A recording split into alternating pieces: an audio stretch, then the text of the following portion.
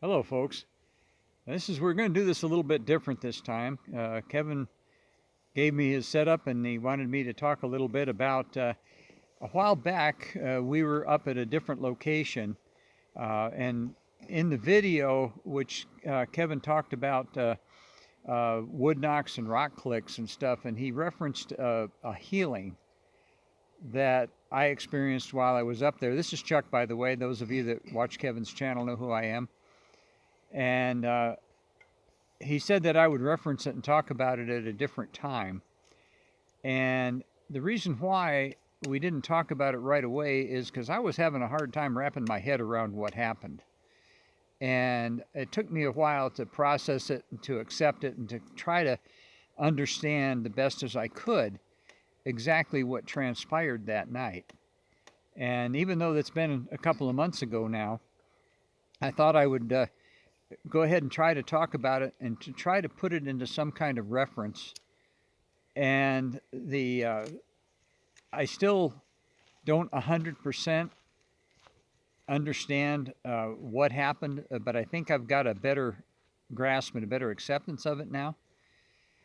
So basically, what had happened is we were sitting out in the normal way we sit out in the evening, and at one point, Kevin suddenly got a feeling or a thought about his former teacher Indy, who passed away a while back, and a very very fond uh, feeling of love for Indy, and and then he felt a presence, and he asked me if I would look over to where he was sitting and tell him if I could see anything. Well, it was pretty dark at the tree line, but the sky was clear, so we could see the stars. And I looked over behind him, and there's a huge distortion right behind him. By huge, I mean tall. From my sitting in my chair, which is the same chair I'm sitting in now, looking over, I couldn't really tell how tall this individual was, but it was a very, very tall distortion, or as we sometimes say, cloaked individual standing right behind him. And I don't know why this is going in and out of focus. But anyway, uh, while I was watching, I told him this individual was right behind him. And when I told him that, then uh, she told him her name, and it turned out to be somebody we knew. It was Indy's mate, and her name is Eadengen. And it was Eadengen, and she was standing right behind Kevin's chair. Well, she moved around to in front of him, and I'm watching her do this.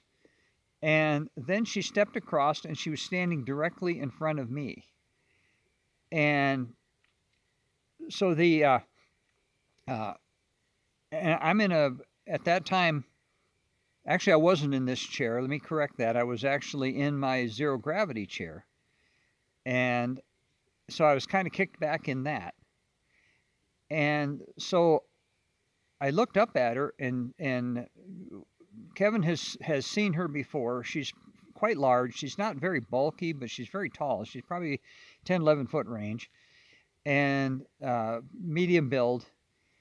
And anyway, she was standing directly in front of me, still in cloaked form. And while I'm looking up at her, all of a sudden I feel what feels to me like a hand holding my chest down, just holding me down into the chair. And at the same time, then I feel what feels like fingers probing inside my body in my lungs. And I'm thinking, wow, this is really really quite strange. I wasn't afraid, uh, and I wasn't quite sure what was happening. And so I asked her what she was doing, and she didn't say anything. I still don't know why this keeps going in and out of focus. I apologize for that. I'm not used to making these videos, and I'm using Kevin's phone. But anyway, but I could feel this. Now I have had an issue throughout my life of I have a blood clotting disorder, and I have an issue of developing blood clots. And those of you with any kind of medical background understand that if you have a blood clot in your lungs, it's called a pulmonary emboli. And I have had issues regarding pulmonary emboli in the last few years, and I'm on blood thinners because of it. Well, I could feel this inside my lung, literally felt like hands and fingers inside my lungs. And at the same time, I was being held still in the chair. And I wasn't quite sure what was happening, but I knew that, I knew they're not going to hurt me, and I know they can have the ability to heal. And I knew who Eadingen was. And at one point, it got to the point where I was actually having difficulty breathing. And so, try to get the sun here a little different. And so I was actually having a little difficulty breathing, and so I said, "Can you please stop for a minute and let me catch my breath? I'm having difficulty breathing." And so they did. She did. And so after I got a couple of deep breaths and stuff, I felt better. And then at that point, she kind of backed off, and that part of the episode was over. Well, right after that, that they made both Kevin and I both very, very tired and very cold, and that's kind of what they do sometimes when they want us to go to bed. So, and we understand that because we've had this happen a number of times, and so we both went to bed. Well, after I got settled down in my van, and I all of a sudden I realized that there was a presence there, and I was laying on my back at that point, and once again I felt this like hands inside my body, and so I asked if she was back, and I got an affirmative. And I asked her what she was doing, if she could tell me what she was doing. And I got one word back very clear from her, and that word was cleaning. And what I think they were doing, I think she was actually somehow removing any kind of blood clot buildups or whatever from my lungs. And the interesting thing about that is I could breathe better after this is over with. But the experience, I've experienced healing from the forest people before, and this was an extremely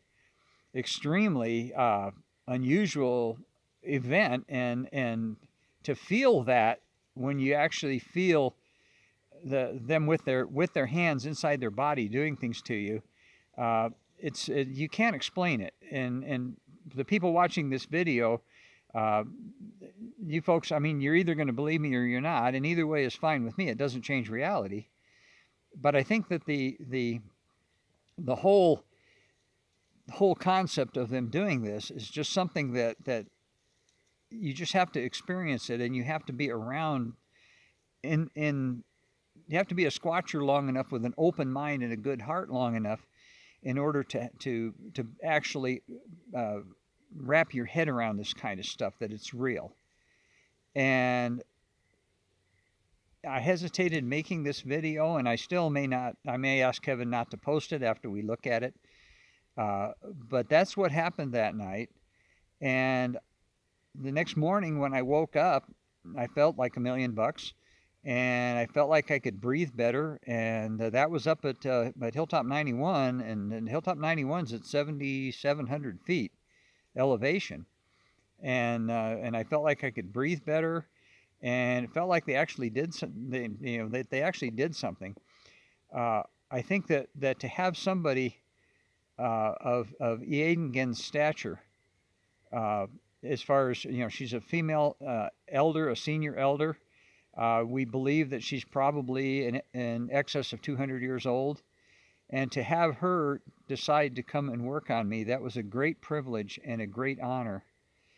And it blew me away, and it took me quite a while to understand, or as we say, wrap my head around the whole concept of what happened.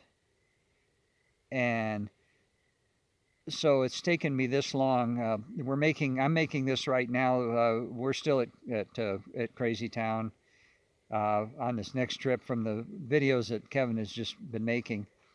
And I thought finally I felt comfortable enough to sit and make this video. And so there's been some other stuff that's happened since then. I made another trip up into the Sholo, Arizona area and had some very interesting things happen there. Maybe we'll talk about that. Kevin's been kind of encouraging me maybe to make a few more videos showing some of the stuff that I do, and so maybe we'll try to do that. So I think for right now, please accept the poor quality of this. The phone's been going in and out of focus. Like I say, I'm kind of new at this, and so I think for right now, I think I'll sign off. And thank you all for watching. And the next video, we'll get back to Kevin doing what Kevin does. So thank you, and good day, and peace out.